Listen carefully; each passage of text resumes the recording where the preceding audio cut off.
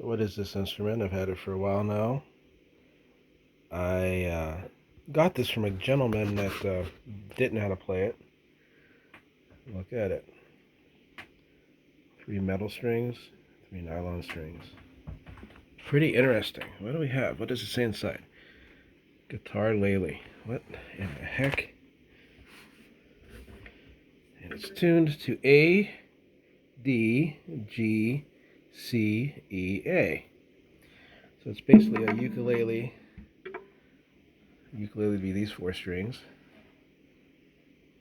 And it's got the other 2 to give you the bass of a full guitar. It kind of reminds you of a little kid's guitar, doesn't it? It's not very big. And got a little bit of music theory here with you to make you understand this. So here on a full-size guitar, you start out with E, A, D, G, B, E. I want to show you something like with, anytime you want to know this, so look at the A, okay? You got A minor, A major, B minor. So it's A, B, C, D, okay, B, C, D. She got that minor and major here, right there. And I don't know why that's like that, but these, the 4th fret and this right here, it's strange with the guitar. But if you ever want to know your notes, think about these strings. 1, 2, 3. 1, 2, 3. So think of it as being like 2 sets of 3. So if I'm here and I want to find another E, okay, where do I find it? Over to the 3rd string, down 2. If I'm here with a D and I want to find the other D, I go down 1, 2. Where is it? It's right there. So it's all on that same, pretty much that same line.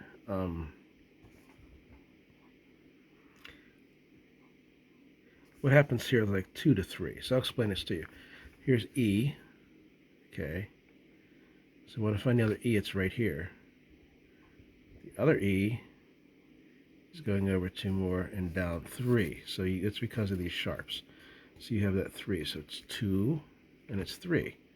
And you can find every E on your board by doing that, for any note.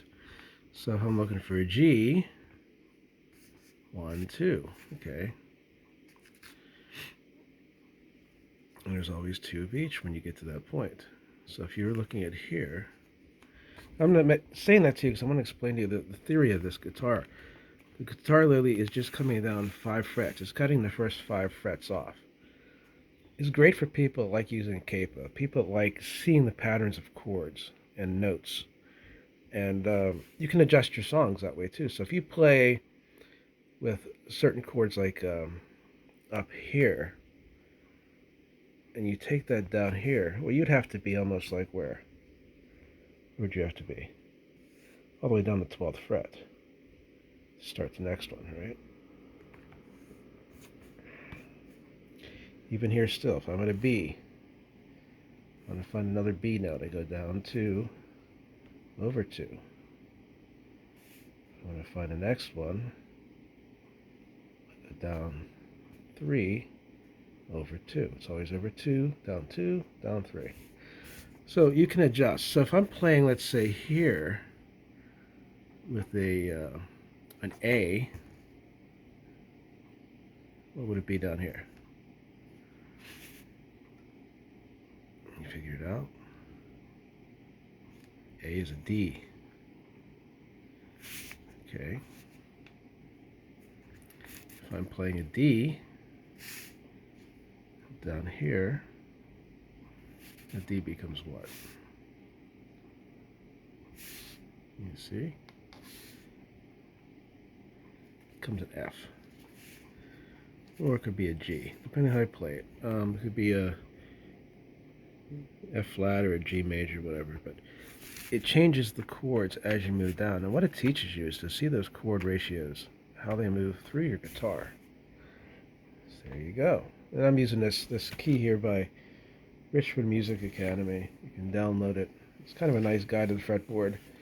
Do you really need to know all this? I mean, if you're not playing classical music or scales and arpeggios, your scales would be here, your arpeggios would be up here. But if you're not playing that and you're just doing chords, fine. But what's great about this is to learn that, what they call it, the cage system, where you realize how each chord moves down the fretboard. And if you're doing a D here, okay, you can do it as an E, you can do it as an F, you can do it as a G. Your chords are not just up here.